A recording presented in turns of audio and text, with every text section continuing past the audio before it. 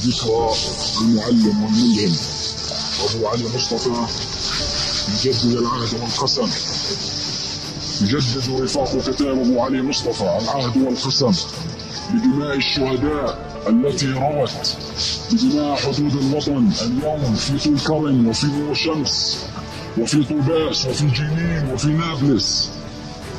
نقول لهؤلاء الشهداء قسما وألف قسم لن نفك للعدو حبل المشرقة، وستبقى دماءكم نبراس تنير لنا طريق العودة والتحرير.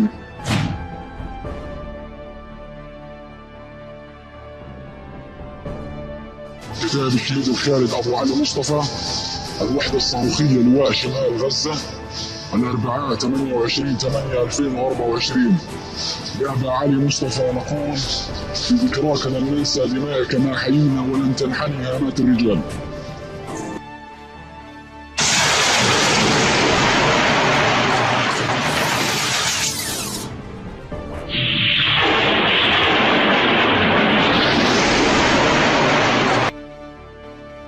في ذكرى استشهاد الخالد أبو علي مصطفى اليوم 28/8/2024. سابقت مصطفى